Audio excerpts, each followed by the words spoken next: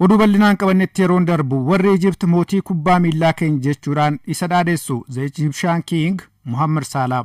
Salaan tapha dilbata goolii 6-3 Tottenham injifataniin boodaam rikeerdiiwwan haaraa fooyyessee jira. Andinnat Biraanuu xiinxalamoo Salah irratti BBC Sport baasee akka itti aanutti qindeesseera. Salah to settle it in front of the cop.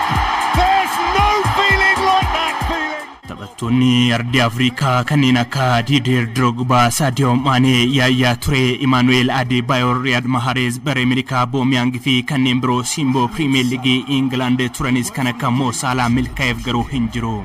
Bara 2017 gatii jijjiirraa paawundii miiliyoona 43 kilaba Itilii Roomarraa Liverpooliif kan mallatteesse The Egyptian King Mo Salaan dorgommiilee hundaan taphoota 373 Liverpooliif taphateen gooliiwwan 229 galchuun seenaa kilabichaan taphataa arfaffaa goolii hedduu galche. Infectious.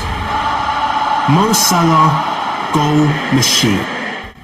Rush goolii 346, Roger Hunt 285, Gordon Hoyson 241 Liverpooliif galchanitti aanuun sadarkaa arfaffaarra kan jiru Salaan turtii isaa waggoota 8 Liverpool keessatti dabarse kanaan seenaawwan hedduus fooyyesseera. Bara 2019 Liverpool waggoota 31 booda milkaa'ina waancaa liigichaatti yoo deebi'u qaama seenaa kanaa kan ture Salaan waancaa Champions League kilaboota Awurooppaa fi waancaa kilaboota addunyaa tokko dabalatee Reds waliin waancawwan 7 milkeesseera.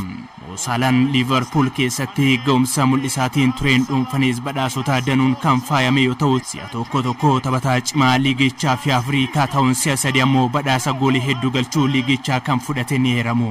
Lammiin Egypt ganna 32 Mo Salaan waliigalteen Liverpool waliin qabu xumura bara dorgommii kanaa goolabamus imala injifannoo The Reds bara kanaa keessatti ga'insaa kan leencate.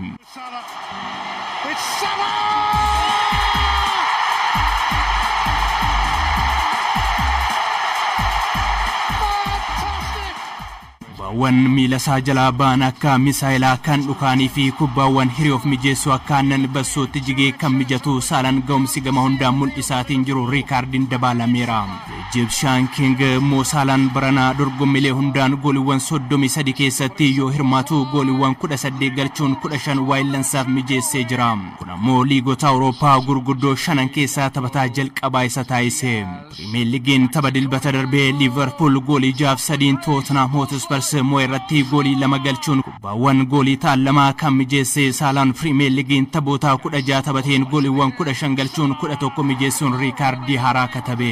Seenaa liigichaatiin ayyaana qilleen duraa goolii galchuu fi mijeessuun taphataa jalqabaa diijitii cimdii yookaan double figure galmeesse ta'uun riikaardii haaraa yoo dhuunfatu waggoota arfan darbaniif walitti aansuun goolii galchuu fi mijeessuun diijitii cimdii keessa galuunis riikaardii biroo katabe. Premier League Englandin gooliiwwan 172 galchuun seenaa liigichaan sadarkaa 8ffaarra kan jiru Mo Salaan bara dorgommii kanaan dura waggoota 7 Liverpool keessa tureen waggaatti goolii 18 fi sanaa ol galchuun xumureera.